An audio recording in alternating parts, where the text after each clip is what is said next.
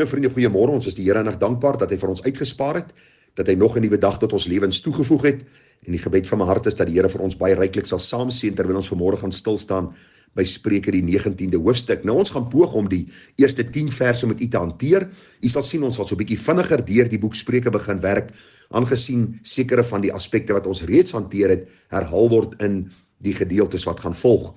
Daarom vra ons dat u saam met ons sal volg en sal sien wat die Here vir ons wil leer, en ons val sommer dadelik weg by die eerste vers, en daar staan: 'n arme wat in sy regskaapenheid wandel, is beter as 'n verkeerde van lippe en daarby 'n dwaas. Nou vriende, hierdie vers gaan eenvoudig oor die gedagte dat eerlikheid het meer waarde as rykdom. Om integriteit te hê beteken baie meer as om geld in die bank te hê. En baie mense dink nie so nie. Die meeste mense dink, dit wat ek het en wat ek besit, gee waarde aan my, dit voeg waarde toe tot my lewe, en eintlik dink hulle nie aan die dag van oordeel en rekenskap nie, want jy sien, die Bybel word altyd geskryf in hierdie rigting van, leef jou lewe, geniet wat God jou gee, maar onthou, daar gaan 'n dag aanbreek wat jy rekenskap van jou lewe sal gee. Vriende, die meeste mense dink nie daaraan nie, daarom leef hulle vir hulle self, en daarom is hulle dikwels betrokke by oneerlikheid, by leuns. Daar is dikwels dinge wat in hulle lewe doen om hulle self te verryk, en hulle dink nie aan die dag wat hulle voor die Here gaan staan om rekenskap te gee nie. Daarom sê hierdie vers vir ons eenvoudig, dat eerlikheid het meer waarde as rykdom. Om integriteit te hê, vriende, is baie beter as om geld in die bank te hê.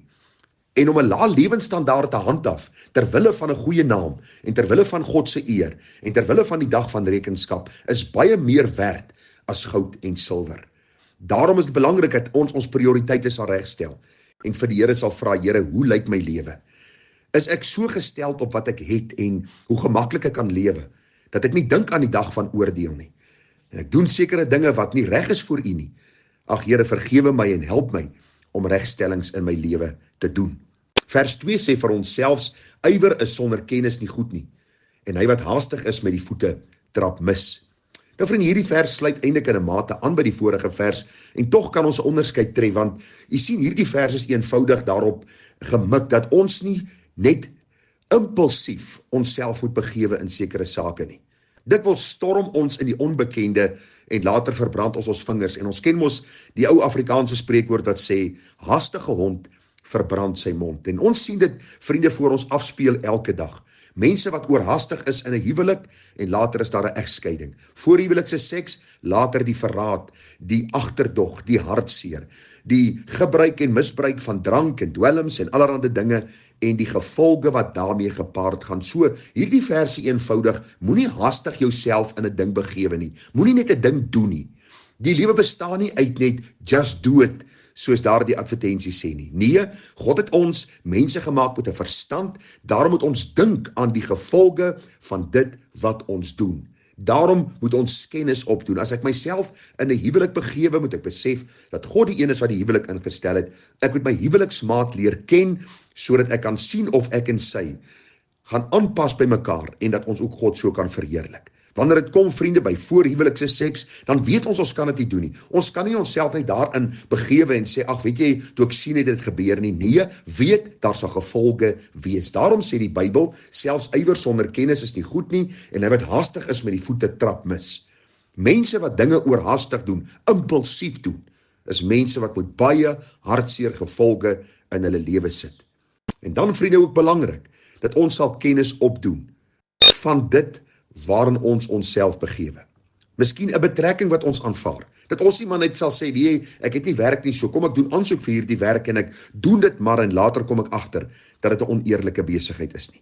Dit is belangrik om te besef, dat ons nie die pad van die onbekende moet begin stap, en daarin storm, voordat ons nie eers goeie navorsing gedoen het nie. Ek dink dit gaan eenvoudig oor die saak, dat ons maar sal dink voor ons doen.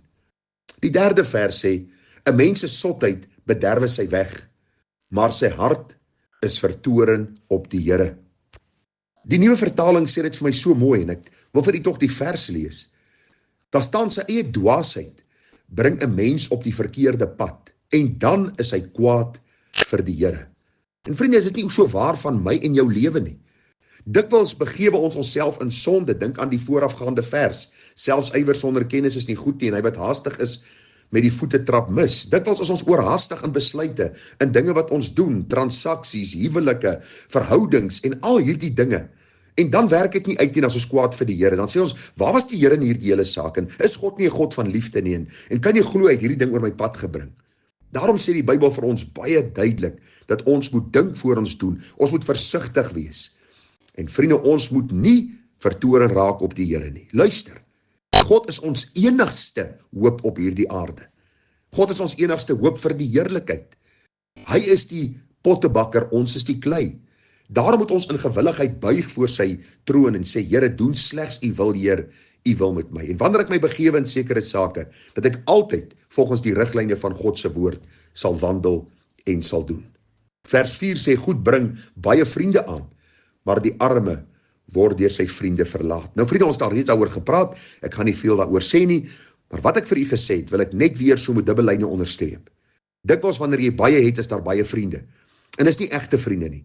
Dis nie hartsvriende nie. Dis nie hartsmense nie. Dis mense wat saam met jou wil dit gebruik wat jy het en eintlik misbruik wat jy het. En hulle melk jou eintlik soos 'n melkkoe en as daar niks meer oor is nie, dan los hulle jou en hulle gaan na die volgende een toe. Daarom wees versigtig hoe jy jou vriende ken en wees versigtig dat wanneer jy baie het en God seën jou met rykdom, dat jy dit nie vermors deur baie vriende en baie dinge en probeer vir jou vriende wys hoe ryk jy is en later dan in armoede moet wegstap en verleentheid moet sit, omdat jy nie gedink het voor jy gedoen het nie. Vers 5 sê, 'n valse getuie bly nie ongestraf nie, en hy wat leuns uitstrooi, sal nie vrykom nie. Nou vriende, daar's 'n spreekwoord wat ek dikwels gebruik wat sê, if you don't lie, you don't have to remember. En hier gaan dit maar oor die gedagte van 'n valse getuie bly nie ongestraf nie, en hy wat leuns uitstrooi, sal nie vrykom nie. Want jy sien, mense wat leuns uitstrooi, onthou nie altyd wat hulle gesê het nie. Maar luister, daar word boek gehou van wat jy gesê het. Het sy in die howe, het sy miskien by 'n getuienis by 'n werk, het sy miskien by 'n gemeente of in 'n familie dispuut wat daar is. Daar is altyd mense wat onthou wat jy gesê het en later sal hierdie getuienis teen jou tel. En die Bybel sê vir ons baie duidelik, as jy leuns uitstrooi, sal jy nie ongestraf bly nie. Dikwels vang hulle jou uit in hierdie lewe, maar baie keer kom jy weg en jy dink by jouself, volgende keer gaan ek wegkom en later gaan jy wegkom. Maar dan gaan 'n dag aanbreek wat God die lyne gaan reguit trek en die Here gaan van jou rekenskap eis vir elke valse getuienis en elke leuns wat jy uitgestrooi het. Die Bybel sê ons sal nie vrykom nie. Nou dink mense by hulle self, as ek op aarde vrykom, is dit goed. Ek sal eendag met die Here onderhandel as ek daarbo kom. Vriende, glo my, mense is so verwaand dat hulle dink dat God is soos ons.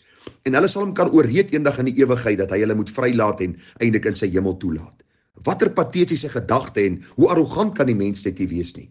Daarom wil ek vir jou sê, moen jou nie met valse getuienis besig hou nie, want die Bybel sê jy sal nie ongestraf bly nie. As jy op aarde uitgevang word, sal jy gestraf word en dan ook in die ewigheid sal God se oordeel oor jou kom. As jy leuns uitstrooi, weet verseker, jou leuen sal jou uitvind.